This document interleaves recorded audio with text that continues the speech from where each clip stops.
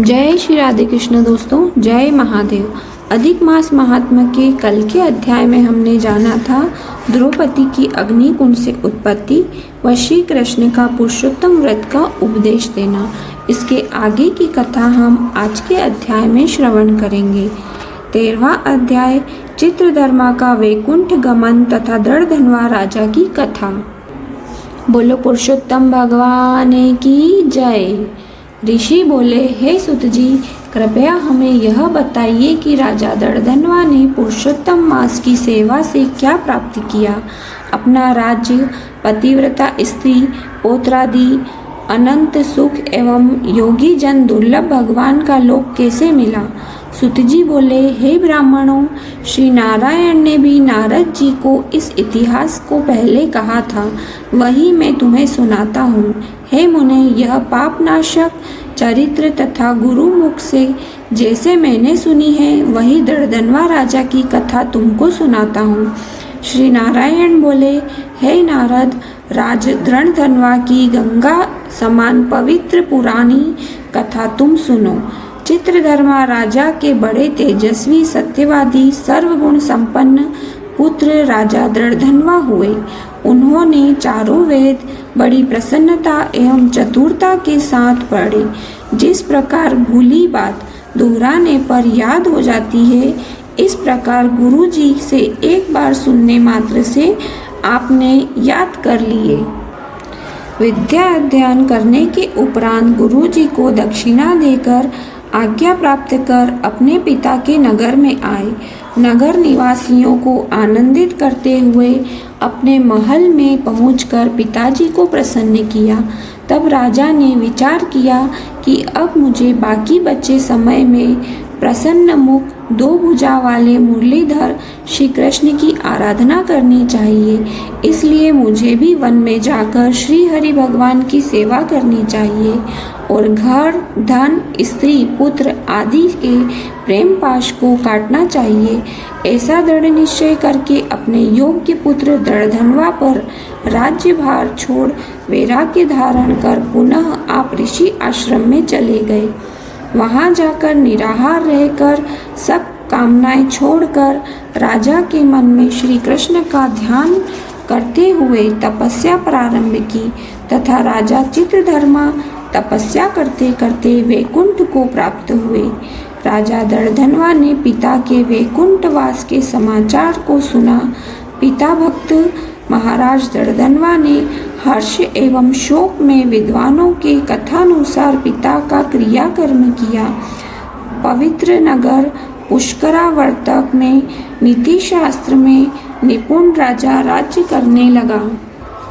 उनकी सुंदर स्वभाव वाली विदर्भ देश के राजा की पुत्री गुण सुंदरी नाम की धर्म पत्नी थी। उसके 4 सुंदर चतुर पुत्र उत्पन्न किए तथा चारुमती नाम की एक कन्या उत्पन्न की।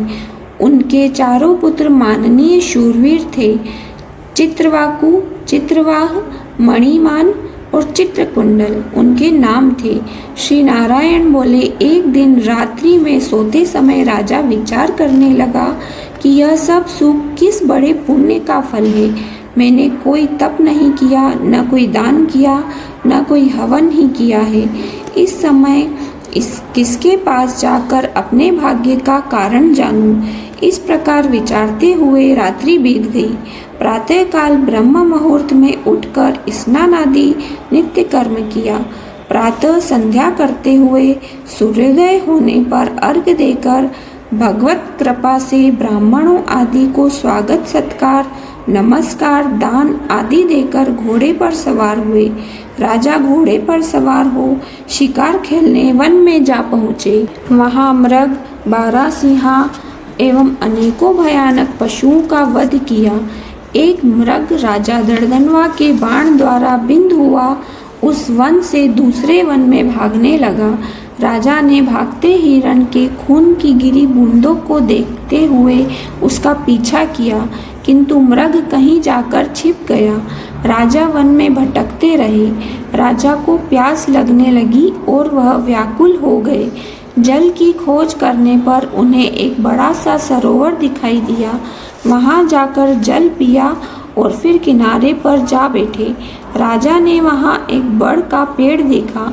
उस पेड़ से घोड़े को बांधकर राजा बैठ गए। उसी पेड़ पर एक तोता आकर बैठ गया। वह तोता मनुष्यों की सी बोली में बोलने लगा।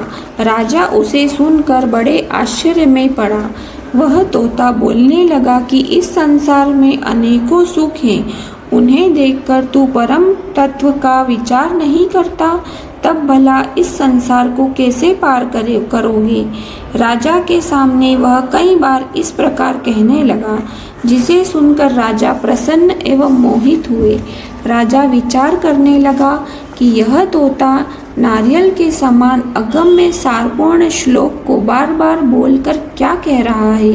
यह श्री वेदव्यास जी के पुत्र श्री सुखदेव जी हैं क्या, जो संसार में डूबे मुझ जैसे मूर्ख को चेतावनी दे रहे हैं। इस प्रकार राजा विचार करने लगा। इतने में वहाँ शिकार में बिछुड़ी सेना भी आ गई। तोता राजा को ज्ञान देकर उड़ गया।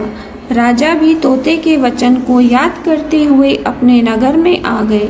चिंता में डूबे राजा ने खाना पीना, बोलना, सोना सब छोड़ दिया।